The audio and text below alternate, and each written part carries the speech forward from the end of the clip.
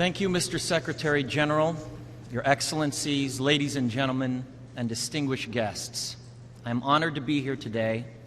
I stand before you not as an expert, but as a concerned citizen, one of the 400,000 people who marched in the streets of New York on Sunday, and the billions of others around the world who want to solve our climate crisis. As an actor, I pretend for a living. I play fictitious characters, often solving fictitious problems. I believe that mankind has looked at climate change in that same way, as if it were a fiction, as if pretending that climate change wasn't real would somehow make it go away. But I think we all know better than that now. Every week we're seeing new and undeniable climate events, evidence that accelerated climate change is here right now. Droughts are intensifying, our oceans are acidifying, with methane plumes rising up from the ocean floor. We are seeing extreme weather events and the West Antarctic and Greenland ice sheets melting at unprecedented rates, decades ahead of scientific projections. None of this is rhetoric, and none of it is hysteria. It is fact. The scientific community knows it, industry knows it, governments know it, even the United States military knows it. The chief of the U.S. Navy's Pacific Command, Admiral Samuel Locklear, recently said that climate change is our single greatest security threat. My friends, this body, perhaps more than any other gathering in human history, now faces this difficult but achievable task. You can make history, or you will be vilified by it. To be clear, this is not about just telling people to change their light bulbs or to buy a hybrid car.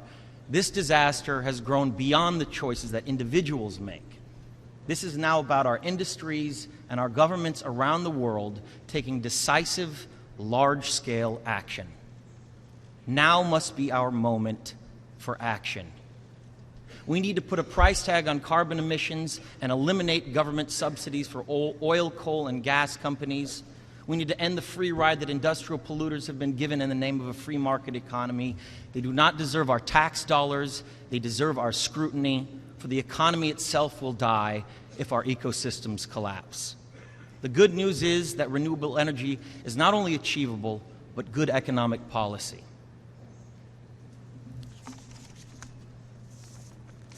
This is not a partisan debate, it is a human one. Clean air and a livable climate are inalienable human rights. And solving this crisis is not a question of politics, it is a question of our own survival. This is the most urgent of times and the most urgent of messages. Honored delegates, leaders of the world, I pretend for a living, but you do not. The people made their voices heard on Sunday around the world, and the momentum will not stop. But now it is your turn. The time to answer humankind's greatest challenge is now. We beg of you to face it with courage and honesty.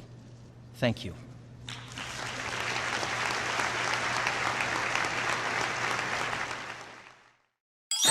If you like this video, please hit like button and subscribe to our channel. もしこの動画が役に立った、面白かったと思ったら、いいねとチャンネル登録よろしくお願いします。